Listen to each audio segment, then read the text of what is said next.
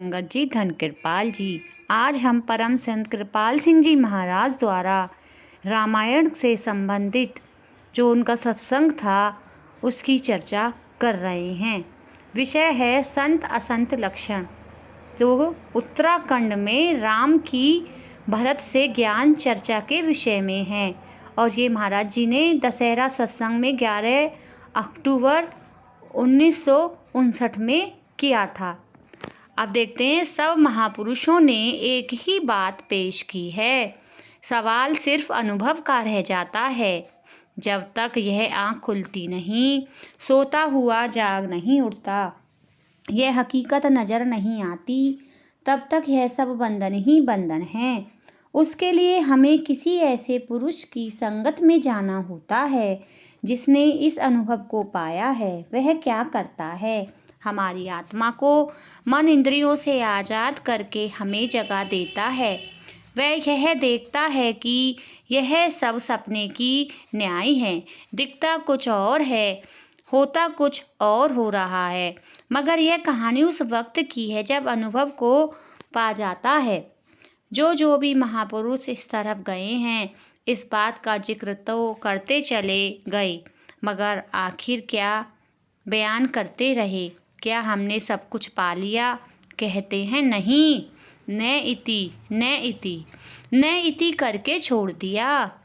गुरु नानक साहिब ने इस बात का जिक्र करते हुए बहुत कुछ खोल खोल कर जपजी साहिब में बतलाया कि उसकी ताकत का बयान कर रहे हैं। वह भी जितना बुद्धि बल परमात्मा ने बख्शा है। कई कहते हैं कि यह मजमून बुद्धि का है ही नहीं, इसलिए इसको छेड़ना ही नहीं चाहिए। कई कहते हैं कि वह जिए देता है फिर ले लेता है। कोई कहता है भाई दूर आसमानों में है। कोई परिपूर्ण जानकर और कई तरीकों से आखिर बयान कर करके हार गए। हुआ क्या वह बयान में आ गया। कहते हैं कि मगर कह रहे हैं कि सदियों फिलॉसफी की चुनी रही, मगर खुदा की बात जहाँ थी वहीं रही। अनसेड यानी लाबयान का लाबयान ही रहा। कथना कथी न आवे तोट, कथ कथ कथी कोटि कोट कोट। अब इस चीज़ को पाने के लिए महापुरुष दुनिया में आते रहते हैं, लोगों को जगाते हैं। हम मन इंद्रियों के घाट पर सो रहे हैं, अपने आप से बेसुध बेखबर हैं, तो उन्होंने कई तरीकों से पेश किया। इस वक्त हमारे सामने मजमून यह है रामायण का। आज दशहरा है ना, अब दशहरे का मतलब यह है कि रामायण तो सब गा लेते हैं भाई, मगर जिस खूबसूरती से पहले वाल्मीकि जी ने बयान किया, कई हजार वर्ष पहले वे भेद को जानने वाले थे, तो इस तरीके से एक कहानी की सूरत में पेश किया। भाई तुम आज़ाद हो सकते हो। फिर वही सूरत बन गई जब तुलसी साहब आए, गोस्वामी तुलसी साहब। उन्होंने क्या किया? मानस चरित्र में उसको पेश कर दिया रामायण को, मगर पंडितों ने यह समझा कि यह विरोध है, इसलिए उन्होंने क्या किया? दोबारा जब आए हैं ना, उस वक्त उनको तुलसी साहब कहा। पहले गोस्वामी तुलसीदास कहा, फिर तुलसी साहब। उन्होंने बयान किया, पहले हम आए, हमने चीज़ पेश की, लोगों ने इसकी मुखालफत समझी, पर हम इसको अब घट रामायण की सूरत में पेश करते हैं। घट रामायण पढ़िए, उसमें पढ़ने से यह मालूम होता है कि ये सारा सिलसिला ही संग्राम है जिंदगी का। बस तो रामायण का अर्थ, क्योंकि रामलीला सभी जगह हो रही है, अगर इस पर थोड़ी रोशनी डाल दी जाए तो ज़्यादा अच्छी रहेगी। रामायण का सिलसिला कहाँ से हुआ? आपको पता हो कि नेपाल में त्रेता युग में सूरजवंशी खानदान के राजपूत राजा राज्य करते थे। यह ऐतिहासिक घटना है, चाहे हमारा इससे ज़्यादा संबंध नहीं, मगर तो भी एक चीज़ को पेश करना है। इस राज्य को कायम करने वाले महाराज रघु थे। रघुवंशी कहते हैं ना, रघुकुल। आपके पिता का नाम था देवबाहु और महाराज आज आपके बेटे थे। अज उनका बेटा था। महाराज दशरथ महाराज अर्ज के बेटे और रघु के पोते थे। इस तरह से तारीखी सिलसिला चलता है। महाराज दशरथ के यहाँ महाराज रामचंद्र जी ने जन्म लिया, जो रामायण के हीरो हैं। कहो, इस खानदान को सूरजवंशी इस बात से कहा गया है कि महाराज रघु सुखदेव के खानदान में से थे। सुखदेव मुनि चिराग मुनि के बेटे थे और चिराग मुनि सूर्य का लड़का था, इसलिए यह सूर्यवंशी कहलाता है। सूरजदेव ऋषि का लड़का और ब्रह्मा का पोता था। तो महाराज दशरथ जी आगे सिलसिला चलता है जहाँ से रामायण शुरू होती है। तो इसलिए सूरजवंशी क्यों कहा गया? इसलिए कहा गया है कि सूर्य खानदान है।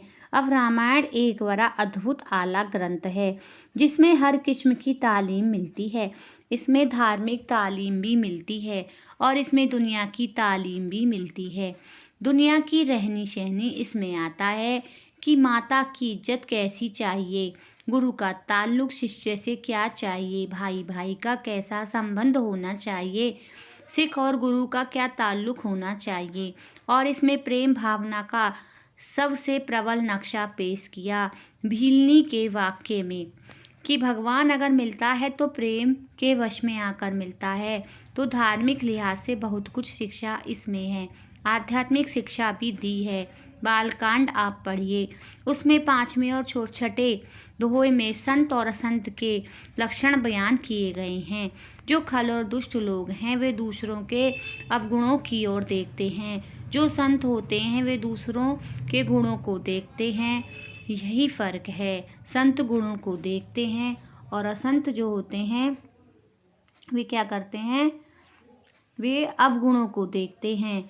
मगर एक बात वही जो पहले आई थी बालकांड के 7वें दोहे में, चराचर जड़ चेतन जगत जीवों को राममय जानना चाहिए। यह सब राम का इजहार है, प्रकट रूप है। राम किसको कहते हैं? जो परिपूर्ण हो और बतलाया, जड़ चेतन जग जीव सकल राम मही जान, यह सब राम का ही रूप है। बंदौ सबके पद कमल सदा ज्योति भगवान। मैं सबको नमस्कार करता हूँ, यह किनको नजर आता है? जिनकी आँख खुल गई। तो इस गति को पाने के लिए इसमें सबसे बड़ी चीज़ जो बयान की गई, ऐतिहासिक लिहाज से इसका जो दूसरा पहलू है, ना कि संत क्या बयान करते हैं, यह अलग रहा। इसका जिक्र किया बालकांड में, तो उसमें आता है कि अनामी पुरुष की महिमा अगाई है। अनामी एब्सोल्यूट इजहार से पहले अगुण शगुन दोई ब्रह्म स्वरूपा, निर्गुण और सगुण दोनों ही ब्रह्म के रूप हैं। अकथ अगाध अनादि अनुपा, जो अकथ है अगाध अनादि है। मोरे मत बड़ नाम दुहूते, कि मेरे मत में नाम दोनों से बढ़कर है।